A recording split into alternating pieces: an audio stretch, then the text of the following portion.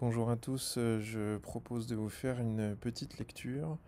la lecture de la deuxième préface du livre de Yann Durmark qui s'intitule Les psychologues, un statut juridique à la croisée des chemins.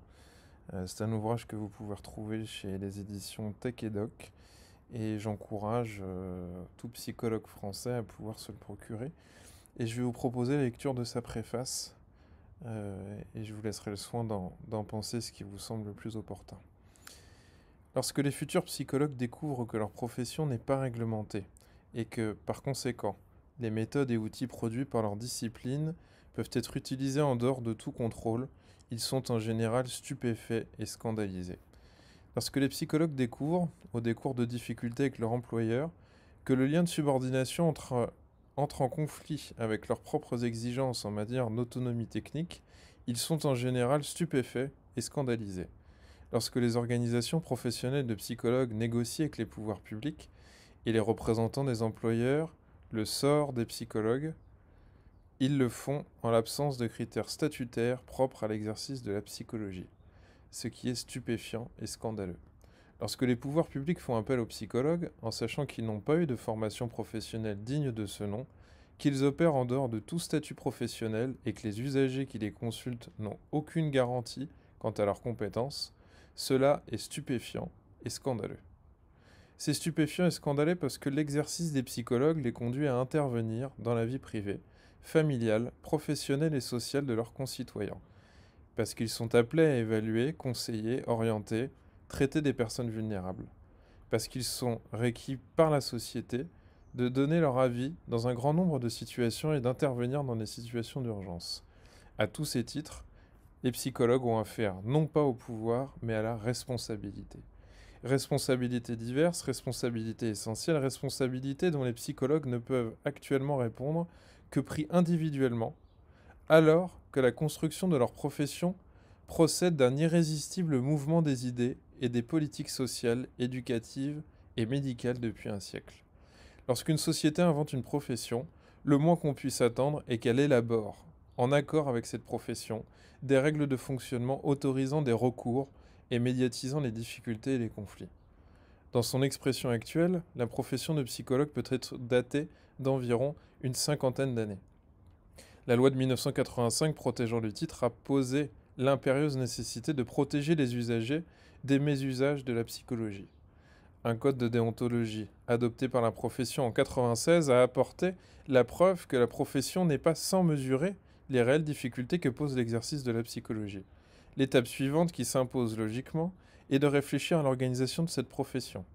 L'ouvrage de Yann Durmark constitue à cet égard une contribution majeure puisque son auteur met à la disposition des psychologues et des pouvoirs publics une réflexion sans équivalent sur la situation professionnelle des psychologues, ses impasses et ses perspectives.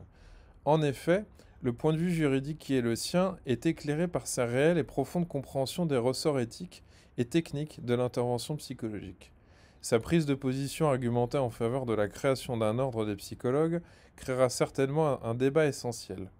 L'idée d'un ordre ou d'un conseil professionnel, déjà avancée par le grand précurseur qui était Didier Anzieux, a jusqu'à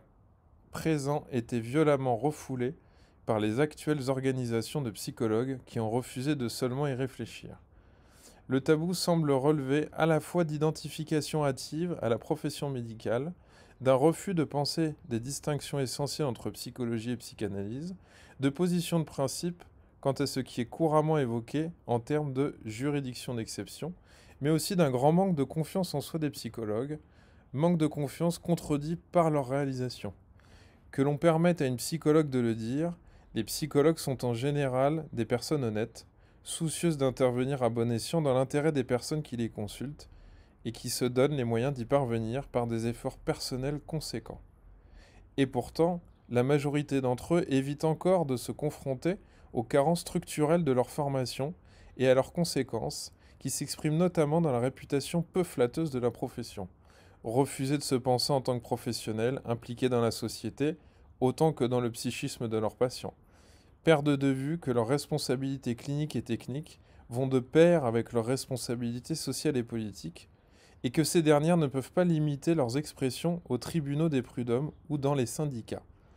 Ce n'est qu'au prix d'un grand remaniement des positions issues de conflits anciens, qui ont laissé des marques indélébiles dans la mémoire de leur profession, que les psychologues pourront avancer dans la voie d'une reconnaissance de leur dignité professionnelle. Ce grand remaniement ne pourra trouver ses sources que dans la réflexion, la documentation, le partage des références, et ce livre y devrait ajouter un rôle essentiel. Il apporte à ses lecteurs les ressources documentaires d'ordre juridique qui manquent aux psychologues, en même temps que les références techniques concernant la profession, indispensables au pouvoir public et aux employeurs, lesquels, ignorant des spécificités de l'exercice de la psychologie, sont pourtant appelés à l'encadrer par les contrats, conventions collectives, circulaires, décrets, lois. Les uns et les autres ne pourront que se féliciter d'avoir enfin à leur disposition les éléments fondamentaux pour analyser la situation professionnelle des psychologues et pour construire des propositions pour l'avenir. Il est en effet plus que temps de se souvenir que la construction européenne est un puissant moteur de refonte et de réforme des mentalités et des institutions, que le développement de l'exigence démocratique va de pair avec l'impérieux devoir de rendre des comptes, et que la revendication des psychologues a une responsabilité professionnelle reconnue, n'a de légitimité que si elle s'accompagne de procédures permettant de l'interroger adéquatement. Claude Navelet, psychologue, docteur en psychologie et psychanalyse.